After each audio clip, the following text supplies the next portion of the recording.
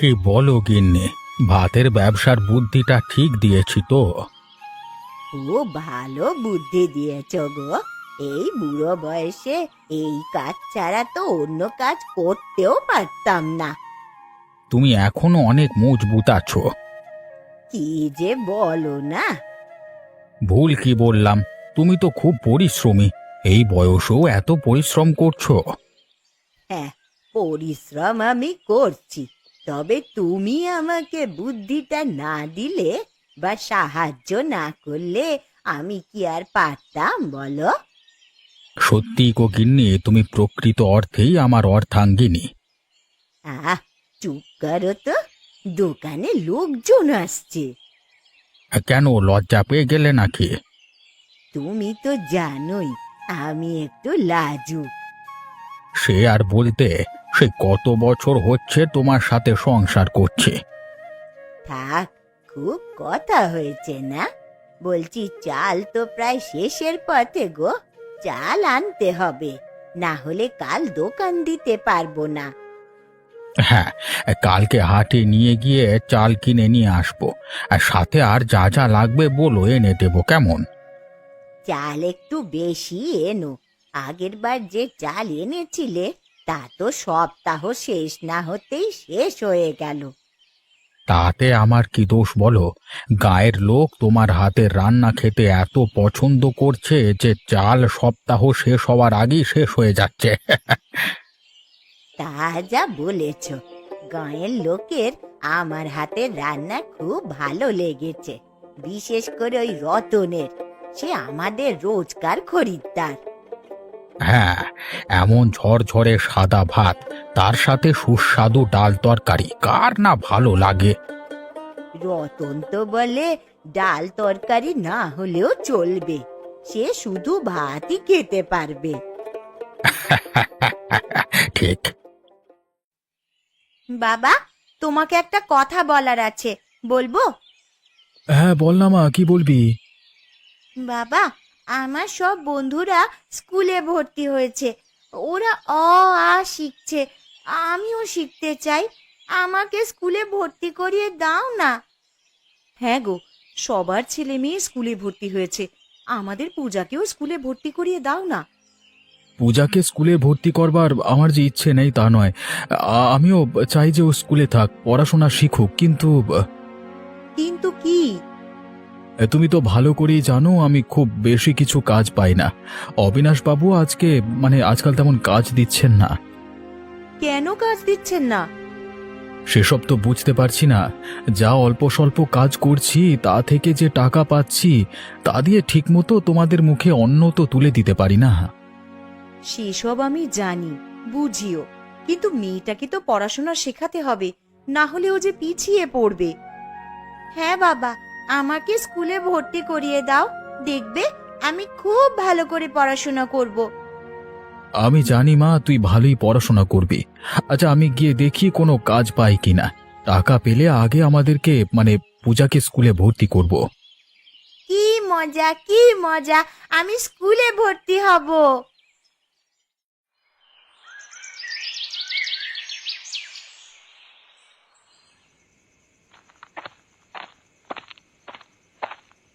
বুড়িমা, দোকান কেমন চলছে? ভালো তো? হ্যাঁ বাবা, তা ভালোই চলছে, তবে তুমি এত রাতে এলে, এখন তো সব রান্না শেষ। আমি খেতে আসিনি বুড়ি। তাহলে? একটা কাজ করতে হবে, তোমাকে করবে? এই বুড়ো বয়সে কষ্ট করে এই দোকান চালাচ্ছি, এই দিয়েই যা রোজগার হয় তাতেই খুশি। অন্য কোনো কাজ করার শক্তি এ দেহে আর নাই গো। আরে বুড়িমা, আমি যে কাজের কথা বলছি তাতে তোমাকে কোনো পরিশ্রম করতে হবে না, শুধু কয়েকটা জিনিস একটু পাহারা দিতে হবে। পাহারা? কি পাহারা দিতে হবে? আমি কয়েকটা বাক্স তোমার দোকানে রেখে যাব, তুমি লুকিয়ে রাখবে, ব্যাস, এর জন্য টাকাও পাবে। কিসের বাক্স যে লুকিয়ে রাখতে হবে? আরে অত জেনে তোমার লাভ নেই, যা বলছি সেটা করো আর টাকা নাও, ব্যাস। না বাবা, ও কিসের না কিসের বাক্স আমি রাখতে পারবো না। আমি ভালোভাবে বলছি কাজটা করবার জন্য, বেশি তলিয়ে দেখতে যেও না, বিপদে পড়বে। আমি বললাম তো, আমি রাখতে পারবো না কোনো বাক্স। আমি খগেন, আমি ভালো করে জানি সোজা আঙুলে ঘি না বেরুলে কি করতে হয়। না হলে কি করবে তুমি? তোমার এই আদরের দোকান পুড়িয়ে খাক করে দেব। না না, এমনটা করো না। এটাই আমার রুজি রোজগারের একমাত্র পথ। তাহলে যেটা বলছি সেটা করো। কয়েকটা বাক্স দিচ্ছি, লুকিয়ে রাখো, আর কেউ যেন কিচ্ছু জানতে না পারে, না হলে কিন্তু তোমার দোকান। হ্যাঁ হ্যাঁ, বুঝেছি।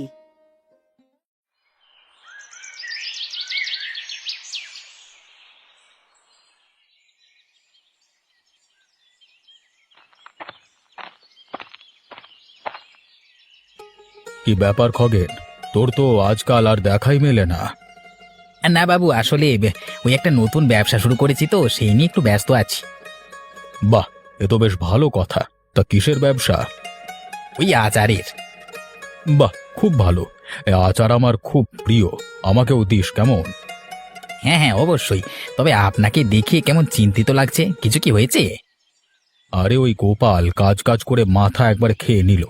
ওর মেয়েকে স্কুলে দেবে, তাই আমার কাছে কাজ খুঁজছে যাতে টাকা পেতে পারে।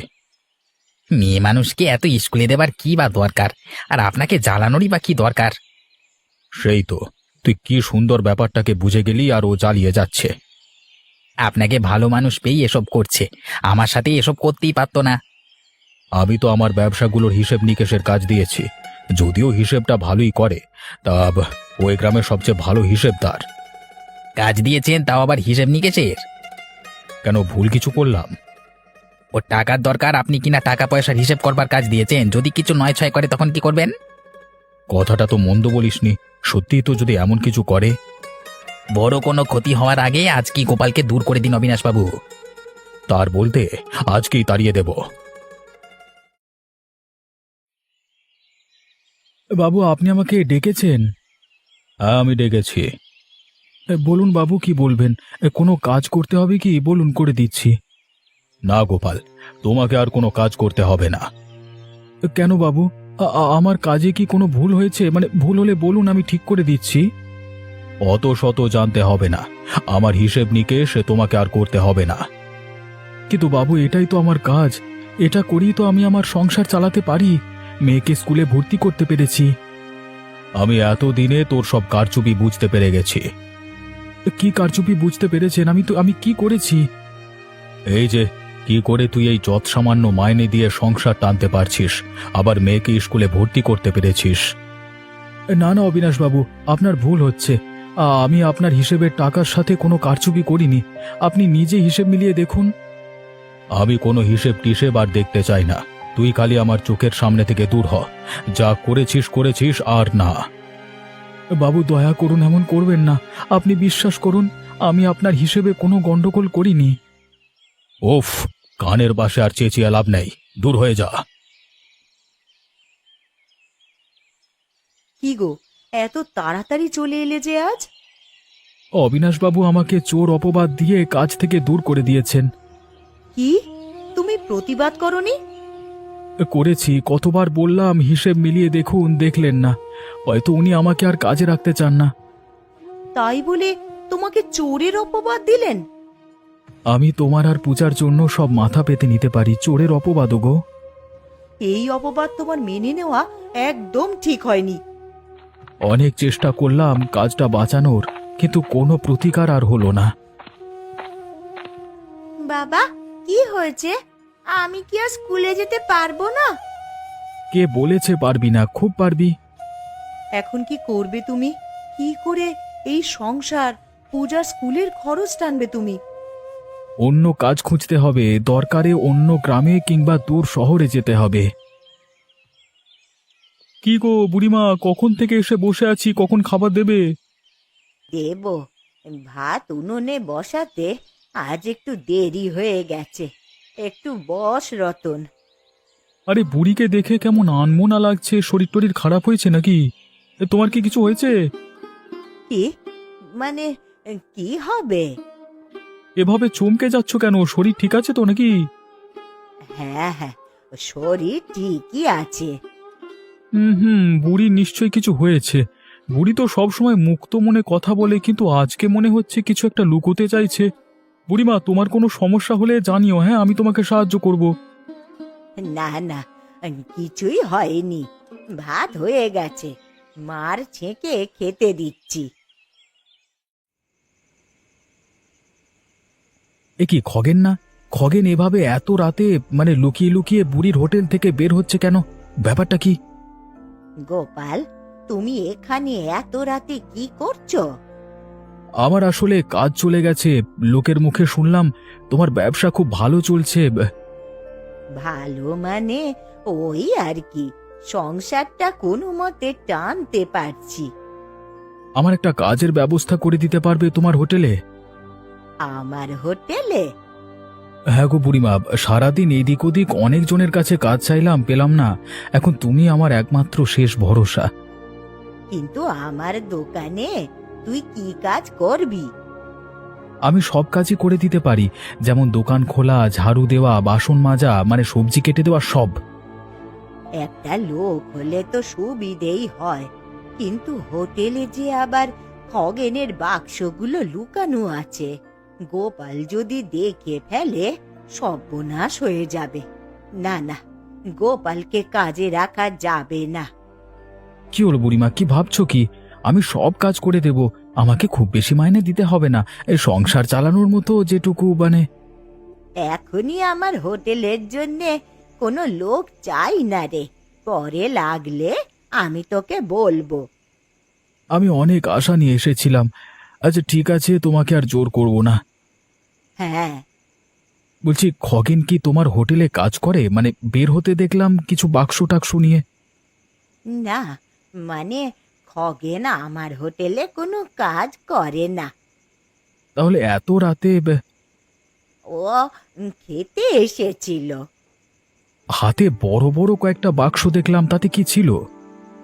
ওহ, অনেক রাত হলো রে। ওরে তুই বাড়ি যা, তোর বউ মেয়ে চিন্তা করছে হয়তো। সে যাচ্ছি, তবে তুমি হঠাৎ বাক্সের কথা বলতে এভাবে রেগে উঠছো কেন? এত জেনে তোর কিছু হবে না, এখন যা দেখি, আমি হোটেলের ঝাঁপ নামাবো। ব্যাপারটা তো খুব সন্দেহজনক। খগেনের কথা বলতেই বুড়ি ঘাবড়ে গেল কেন?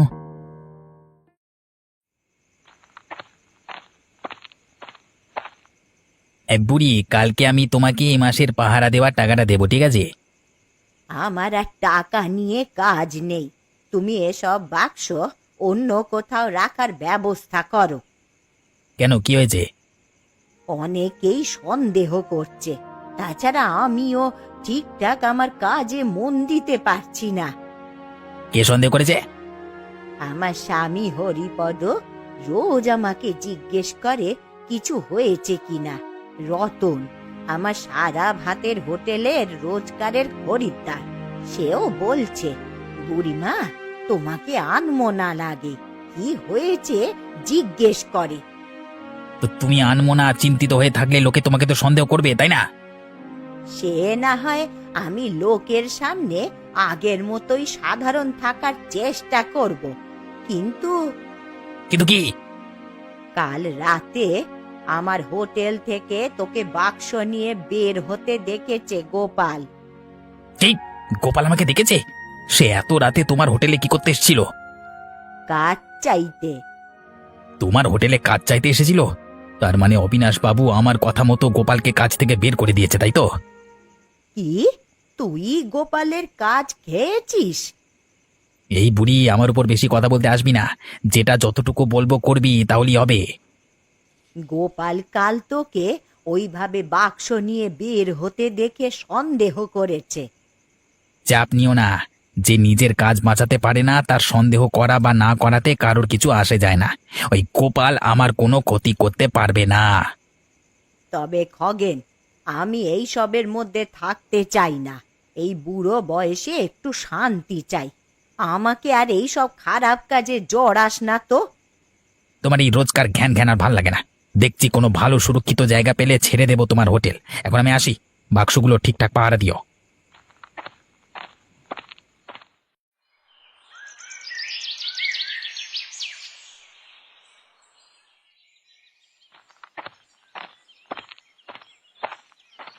কি গোপাল, গাছতলায় বসে কি করছো? কোনো কাজকর্ম নাই নাকি? না না খগেনদা, অবিনাশবাবু কাজ থেকে বের করে দিয়েছেন। এদিক ওদিক অনেক কাজ খুঁজলাম কিন্তু কিছুই পেলাম না। মন খারাপ করছিস কেন? আমি কাজ দেবো, করবি? তুমি কাজ দেবে? কি কাজ? আচ্ছা, সেদিন রাতে তুমি বুড়িমার হোটেলে কি করছিলে? বুড়িমাকে কতবার জিজ্ঞেস করলাম, কিছুই বললো না। আরে বুড়িও তো আমার একটা কাজ করে মাসে অনেক টাকা কামায়, তুইও কামাতে পারবি আমাদের কাজ করলে। কি কাজ করতে হবে বলো? কাজের তো আমার খুব দরকার, সংসার টানতে হবে, মেয়ের পড়াশোনা আছে। কিছুই না, আমার ব্যবসার হিসেব রাখতে হবে তোকে, মানে ওই হিসেব নিকেশের কাজ আর কি। আমি তো অবিনাশবাবুর হিসেব নিকেশের কাজ করতাম। উনি কোনো কিছু যাচাই না করে আমাকে মিথ্যে কারচুপির অভিযোগ দিয়ে তাড়িয়ে দেন। আচ্ছা আচ্ছা, বুঝলাম বুঝলাম। কিন্তু তুমি কিসের ব্যবসা করো যে তোমার হিসেব দায়ের করার দরকার পড়লো? আরে বলছি বলছি শোন, কিন্তু মাথায় রাখ কথাগুলো, তোকে খুব বিশ্বাস করে বলছি, কারণ আমি জানি তুই এটা করতে পারবি, তাই এই কথা কিন্তু পাঁচ কান হওয়া চলবে না। তোমার এই ব্যবসার এমন কি বিষয় যে এত গোপনীয়? আরে বলছি বলছি শোন না। হ্যাঁ বলো। আমি আফিমের চোরাচালান করি, আমি রোজ অনেক বাক্স দেওয়া নেওয়া করি, সব কিছুর সঠিক হিসেব রাখবার জন্য হিসেবদার চাই। কি, তুমি আফিমের চোরাচালান করো? আমি না খেয়ে মরে যাবো তবু এমন অন্যায় কাজ করব না। আমি এক্ষুনি অবিনাশবাবুকে গিয়ে সব বলছি। এই গোপাল, এই এত উত্তেজিত হয়ে লাভ নেই। আমি জানি তুই এই গ্রামের সব থেকে ভালো হিসেবদার, তাই আমি অবিনাশবাবুর কান ভাঙিয়ে তোর কাজ খেয়েছি। কি, তুমি? তুমি যা খুশি করো, আমি কোনো খারাপ কাজ করব না। আমি এমন ব্যবস্থা করব যাতে কোথাও কোনো কাজ না পাস, তখন আর কি করবি বল না? না খেতে পেয়ে মরবি বউ নিয়ে, হ্যাঁ বুঝলি? খগেনি তাহলে আমার কাজ খেয়েছে যাতে আমি বাধ্য হয়ে তার খারাপ কাজ করি? না না, এই অন্যায় আমি কিচ্ছুতেই মানব না। আমি এক্ষুনি অবিনাশবাবুর কাছে গিয়ে সব বলবো।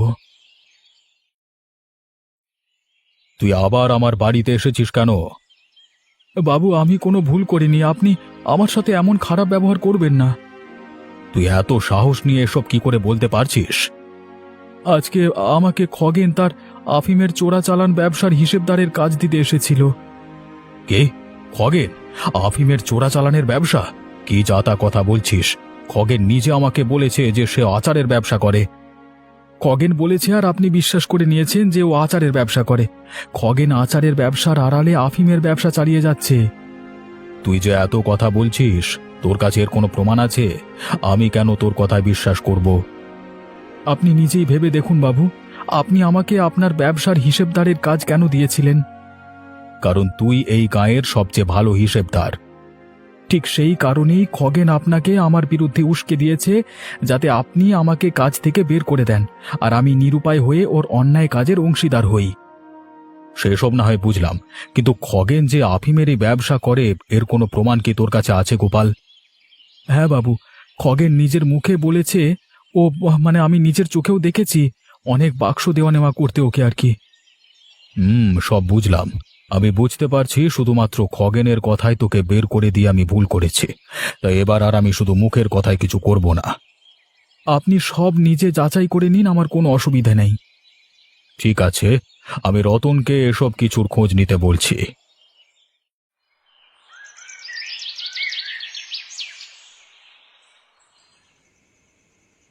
বলো রতন, সব দেখে শুনে খবর নিয়ে আসতে পেরেছো তো? হ্যাঁ অবিনাশবাবু, সব ঠিকঠাক খবর নিয়ে এনেছি। তাহলে তাড়াতাড়ি বলো। গোপাল যা বলেছে অক্ষরে অক্ষরে ঠিক। মানে খগেন সত্যি আচারের ব্যবসার আড়ালে আফিমের ব্যবসা করছে? হ্যাঁ অবিনাশবাবু, সে বিভিন্ন জায়গায় আফিমের বাক্স লুকিয়ে রাখে, যেমন বুড়ির ভাতের হোটেলে, এমন জায়গায় যেখানে মানুষের সন্দেহ না যায়। তুমি তো ওই বুড়ির হোটেলে রোজ খেতে যাও, কোনো সন্দেহ হয়নি? হয়েছিল, কিন্তু তাই বলে সেটা এত বড় বিষয় হবে বুঝতে পারিনি। সব বুঝলাম। ওই খগেন বদমাইশটাকে বিশ্বাস করে আমি গোপালের মতো পরিশ্রমী ছেলেকে কাজ থেকে তাড়িয়ে দিয়েছি। তাহলে এখন কি করবেন বাবু? ওই খগেন আর বুড়িকে তো শাস্তি দিতে হবে। সে আর বলতে, দুটোকে গ্রাম ছাড়া করে দেব।